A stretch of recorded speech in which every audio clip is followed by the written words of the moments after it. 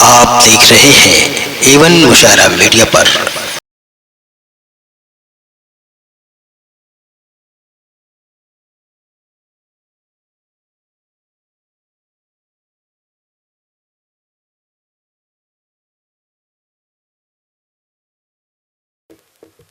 السلام علیکم ورحمۃ اللہ وبرکاتہ۔ بسم اللہ والصلاة والسلام علی سید الانبیاء والمرسلین، اما بعد۔ حضرات سامعین و سامعات، وقت کی قلت سامنے ہے، اس لیے میں تمہید میں نہ جاتے ہوئے آج کے اس عظیم الشان اجلاس عام کو دیکھ کر میں یہ کہنے پر مجبور ہوں کہ حویلی جھوپڑی سب کا مقدر پھوٹ جائے گا، حویلی جھوپڑی سب کا مقدر پھوٹ جائے گا اگر یہ ساتھ ہندو مسلموں کا چھوٹ جائے گا۔ دعا کیجئے کہ ہم میں پیار کے رشتے رہے قائم، دعا کیجئے کہ ہم میں پیار کے رشتے رہے قائم، یہ رشتے ٹوٹ جائیں گے تو بھارت ٹوٹ جائے گا۔ حضرات سامعین و سامعات، اب بغیر کسی تاخیر کے میں دعوت خطابت کے لیے آواز دیتا ہوں اس شخصیت کو جو کہ ملک کے نامور خطیب ہیں، جن کی خدمات ممبئی کے ساحل سے لے کر اتر پردیش کے گلی کوچوں پر محیط ہے، جو کہ ایک باوقار عالم دین ہے، جو اپنے سحر بیانی سے غمزدوں کو تسلی، بے سہاروں کو عزم و حوصلہ، بھٹکے ہوئے لوگوں کو صراط مستقیم اور مردہ دلوں میں تازگی بخشتے ہیں، جو کہ محتمم ہیں مدرسہ تحفیظ القرآن کوٹ قلعہ کے، جن سے میری مراد حضرت مولانا خالد صاحب قاسمی ہیں۔ میں ان سے درخواست کرتا ہوں کہ وہ مسند خطابت پر تشریف فرما ہو کر ہم تمام سامعین کو اپنے ناصحانہ کلمات سے مستفیض فرمائیں۔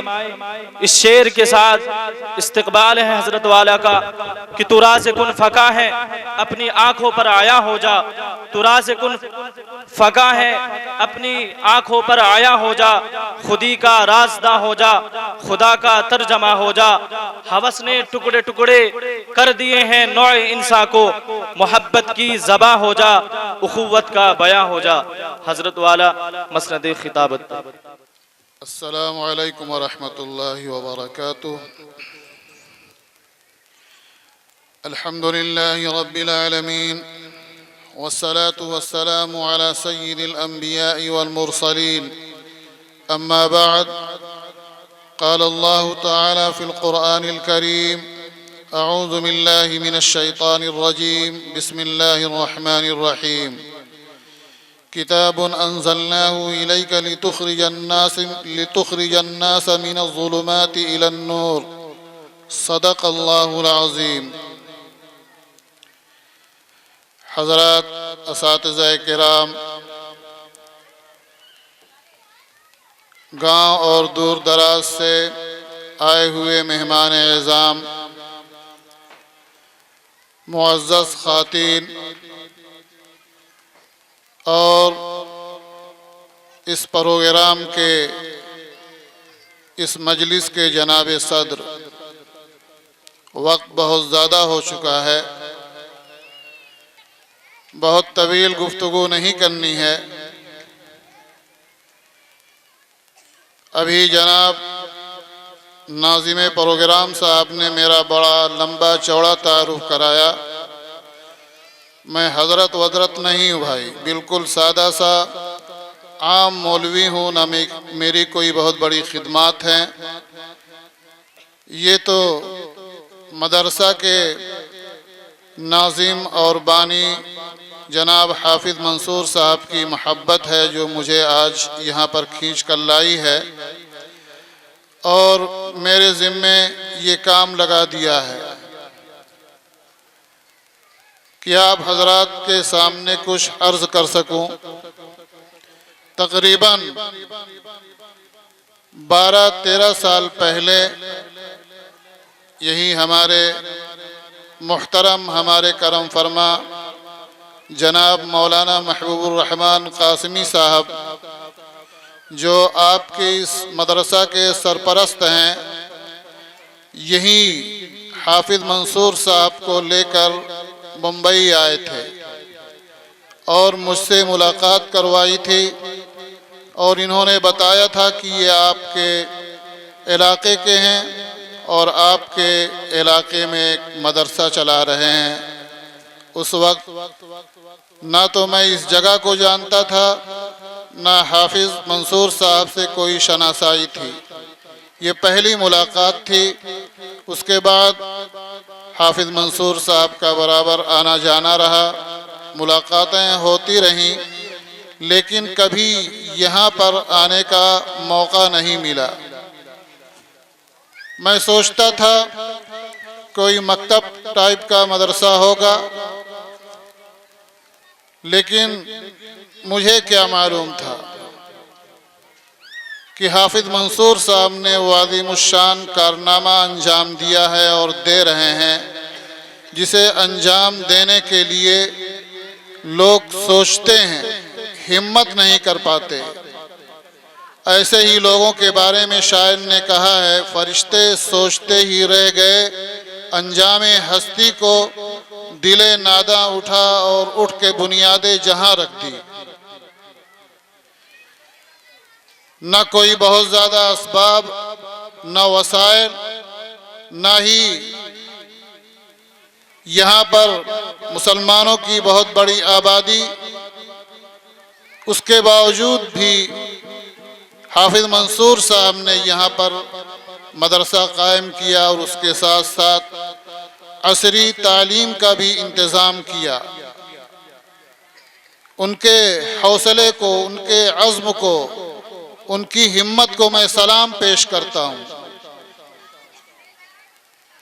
اور میں نے یہاں پر آ کر جو ہندو مسلم ایکتا اور اکھنڈتا کا منظر دیکھا، شاید یہ منظر دیکھنے کو ہندوستان کی آنکھیں ترس رہی ہوں گی۔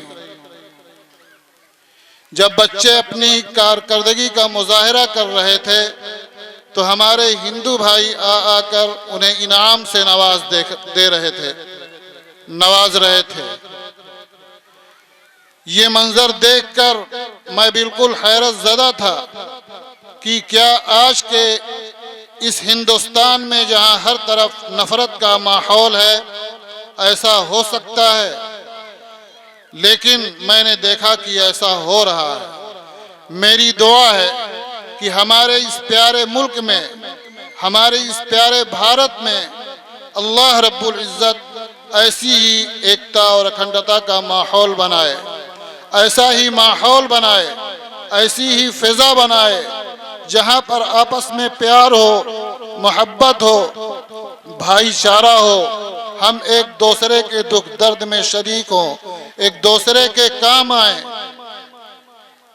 یہی اصل ہمارا بھارت ہے، یہی اصل ہمارا ملک ہندوستان ہے۔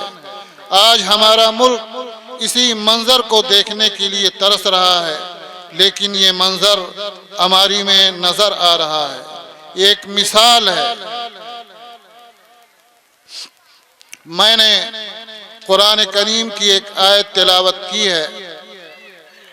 آج کے اس اختتامی پروگرام کی مناسبت سے کچھ طلباء نے قرآن کریم کا حفظ مکمل کیا ہے، تو سوچا کہ قرآن کریم کے تعلق ہی سے کچھ گفتگو کی جائے۔ گفتگو طویل بھی ہو سکتی ہے، لیکن وقت بہت قلیل ہے۔ اللہ رب العزت قرآن کریم کے اندر ارشاد فرماتے ہیں، اے نبی صلی اللہ علیہ وسلم، ہم نے آپ پر کتاب نازل کی تاکہ آپ لوگوں کو تاریکیوں سے نکال کر روشنی کی طرف لے آئیں۔ قرآن کریم اللہ رب العزت کی کتاب ہے، یہ انسانیت کے نام اللہ رب العزت کا آخری پیغام ہے، اور یہ ساری انسانیت کے لیے اللہ رب العزت کی جانب سے ہدایت نامہ ہے۔ یہ کتاب صرف مسلمانوں کے لیے نہیں، پورے انسانوں کے لیے ہے۔ یہ آج کے انسانوں کے لیے نہیں بلکہ قیامت تک آنے والے انسانوں کے لیے اللہ رب العزت کی آخری کتاب ہے۔ آپ صلی اللہ علیہ وسلم کے بعد نہ تو کوئی نبی آئے گا، نہ ہی اب کوئی دوسری کتاب آئے گی۔ ہمارے نبی قیامت تک آنے والے انسانوں کے لیے آخری نبی ہیں، اور یہ قرآن کریم قیامت تک آنے والے انسانوں کے لیے آخری ہدایت نامہ ہے۔ یہ قرآن کریم دستور حیات ہے، منشور حیات ہے، ضابطۂ حیات ہے، بلکہ آب حیات ہے۔ قرآن کریم اللہ رب العزت کا کلام ہے۔ اللہ رب العزت کی ذات وہ ہے جس کے بارے میں اللہ نے خود قرآن کریم کے اندر ارشاد فرمایا، وَمَنْ أَصْدَقُ مِنَ اللَّهِ قِيلًا۔ اللہ رب العزت سے زیادہ سچی بات کس کی ہو سکتی ہے؟ ایک جگہ ارشاد فرمایا، قُلْ صَدَقَ اللَّهُ۔ اے نبی صلی اللہ علیہ وسلم آپ فرما دیجئے کہ اللہ نے سچ فرمایا۔ قرآن کریم جس کے ذریعے ہمارے نبی صلی اللہ علیہ وسلم پر نازل ہوا، اس کے بارے میں اللہ رب العزت نے فرمایا، إِنَّهُ لَقَوْلُ رَسُولٍ كَرِيمٍ ذِي قُوَّةٍ عِنْدَ ذِي الْعَرْشِ مَكِينٍ مُطَاعٍ ثَمَّ أَمِينٍ، کہ یہ ایک سچے قاصد کا لایا ہوا کلام ہے جو اللہ رب العزت جو عرش والے ہیں ان کے نزدیک انتہائی معزز اور مکرم ہیں، ان کی بات آسمانوں میں سنی جاتی ہے۔ اور جس ذات گرامی پر یہ قرآن کریم نازل ہوا اس کے بارے میں اللہ رب العزت نے ارشاد فرمایا، وَمَا يَنطِقُ عَنِ الْهَوَىٰ إِنْ هُوَ إِلَّا وَحْيٌ يُوحَىٰ، کہ یہ اپنی جانب سے کچھ نہیں کہتے، وہی کہتے ہیں جو باتیں اللہ رب العزت کی جانب سے وحی کی جاتی ہیں۔ تو قرآن کریم یہ معمولی کتاب نہیں ہے۔ قرآن کریم وہ کتاب ہے جس کا دیکھنا بھی عبادت ہے، جس کا چھونا بھی عبادت ہے، جس کا پڑھنا بھی عبادت ہے، جس کا سننا بھی عبادت ہے، جس کا پڑھانا بھی عبادت ہے، اور جس کا حفظ کرنا یہ تو بہت بڑی عبادت ہے۔ اللہ رب العزت نے قرآن کریم کے تعلق سے ارشاد فرمایا، اِنَّا نَحْنُ نَزَّلْنَا الذِّكْرَ وَإِنَّا لَهُ لَحَافِظُونَ، کہ ہم نے اس کو نازل کیا اور ہم ہی اس کی حفاظت کریں گے۔ جب شروع میں اللہ رب العزت کی جانب سے قرآن کریم نازل ہوتا تھا تو آپ صلی اللہ علیہ وسلم چاہتے تھے جلدی جلدی پڑھ کر اسے محفوظ کر لیں۔ اللہ رب العزت نے فرمایا، لا تحرک بہ لسانک لتعجل بہ، اے نبی صلی اللہ علیہ وسلم آپ جلدی جلدی اپنی زبانوں کو نہ جلائیں۔ لا تحرک بہ لسانک لتعجل بہ ان علینا جمعہ وقرآنہ فإذا قرأناہ فاتبع قرآنہ ثم ان علینا بیانہ، کہ ہم آپ کو پڑھائیں گے، ہم آپ کے سینے میں محفوظ کریں گے، اور جو کچھ آپ اس کی تشریح کریں گے، جو کچھ بیان کریں گے، اس کی حفاظت بھی ہمارے ذمے ہے۔ تو جان لیجئے قرآن کریم کی حفاظت اللہ رب العزت کے ذمے ہے۔ جس جگہ قرآن کریم پڑھایا جاتا ہو، جو لوگ قرآن کریم پڑھاتے ہیں، جو لوگ قرآن کریم پڑھتے ہیں، جو لوگ ایسے لوگوں کا تعاون کرتے ہیں، جو لوگ ایسے لوگوں کا ساتھ دیتے ہیں، سب کے سب اللہ رب العزت کی حفاظت میں آ جائیں گے انشاءاللہ۔ اس لیے اس مدرسے کا تعاون، اس مدرسے کا ہر طرح سے ساتھ دینا یہ بہت ہی سعادت کی بات ہے۔ اور جو لوگ قرآن کریم کے حافظ ہوتے ہیں ان کے مقام اور مرتبہ کا کیا کہنا، یہ اللہ رب العزت کی جانب سے انتخاب ہوتا ہے۔ اللہ رب العزت اپنے کلام کی حفاظت کے لیے اسی کو منتخب فرماتے ہیں جو اس کے کلام کی حفاظت کے اہل ہوتے ہیں۔ گویا یہ حفاظ کرام یہ قرآن کریم کی حفاظت کے اہل ہیں، اسی لیے تو اللہ رب العزت نے انہیں منتخب فرمایا ہے۔ یہ اللہ رب العزت کا انتخاب ہوتے ہیں۔ ان کی قدر کرنی چاہیے، انہیں عزت کی نگاہ سے دیکھنی چاہیے، ان کے والدین کی عزت کی قدر کرنی چاہیے، انہیں احترام کی نگاہ سے دیکھنا چاہیے کہ وہ حافظ قرآن کے والدین ہیں۔ حافظ قرآن کا جو مقام اور مرتبہ اللہ رب العزت کے نزدیک ہے، کل قیامت کے دن حافظ قرآن کے ساتھ جو اعزاز اور اکرام کا معاملہ کیا جائے گا وہ تو ہے ہی، لیکن ان کے والدین کے ساتھ بھی اعزاز اور اکرام کا معاملہ کیا جائے گا، اور ایسا اعزاز اور اکرام ہوگا کہ ان کے سروں پر ایسا تاج پہنایا جائے گا کہ اس تاج کی روشنی کے مقابلے میں سورج کی روشنی ہیش اور بیکار ہوگی، معمولی ہوگی۔ قرآن کریم اللہ رب العزت کی وہ کتاب ہے کہ اس سے محبت کرنے والے ہر زمانے میں رہے، ہر دور میں رہے۔ جو قرآن کریم نہیں پڑھنا چاہتے وہ بھی قرآن کریم سے محبت کرتے ہیں۔ قرآن کریم کو لوگوں نے ہر انداز میں پڑھا ہے، روتے ہوئے پڑھا ہے، پڑھتے ہوئے لوگ روئے ہیں، لوگوں نے خلوت میں پڑھا ہے، لوگوں نے جلوت میں پڑھا ہے، محفلوں میں پڑھا ہے، پروگراموں میں پڑھا ہے، نمازوں میں پڑھا ہے، تہجد میں پڑھا ہے، ہر انداز سے پڑھا ہے، حضراً پڑھا ہے، ترتیلاً پڑھا ہے، تدویراً پڑھا ہے۔ یہ اللہ رب العزت کا کلام ہے، جہاں پڑھا جاتا ہے اللہ رب العزت کی وہاں پر رحمتیں نازل ہوتی ہیں۔ اللہ نے خود قرآن کریم کے اندر ارشاد فرمایا وَإِذَا قُرِئَ الْقُرْآنُ فَاسْتَمِعُوا لَهُ وَأَنصِتُوا لَعَلَّكُمْ تُرْحَمُونَ۔ جب قرآن کریم پڑھا جائے تو خاموش ہو جاؤ اور کان لگا کر سنو تاکہ تم پر رحم کیا جائے۔ تو جہاں قرآن کریم پڑھا جاتا ہے اللہ کی رحمتوں کا نزول ہوتا ہے۔ بس ایک واقعہ بیان کرتا ہوں اور اسی پر اپنی بات ختم کروں گا انشاءاللہ۔ ایک صحابی ہیں، وہ فرماتے ہیں کہ میں ایک رات تہجد پڑھ رہا تھا، تہجد میں قرآن کریم کی تلاوت کر رہے تھے، طبیعت اتنی لگ رہی تھی، اتنی زیادہ مچل رہی تھی، جی چاہ رہا تھا کہ میں قرآن کریم کو آواز کے ساتھ پڑھوں۔ تہجد میں دونوں طرح سے قرآن پڑھا جا سکتا ہے، جہراً بھی اور سرراً بھی۔ تو جب آواز کے ساتھ قرآن پڑھتے تو قریب میں سویا ہوا ان کا بچہ بدکنے لگتا، گھوڑا بندھا ہوا تھا بدکنے لگتا، پھر یہ آواز کو پست کر دیتے، لیکن پھر جی مچلتا، پھر آواز سے پڑھنا شروع کرتے تو گھوڑا بدکنا شروع کر دیتا۔ انہیں ڈر ہوتا کہیں گھوڑا بچے کو نہ نقصان پہنچا دے۔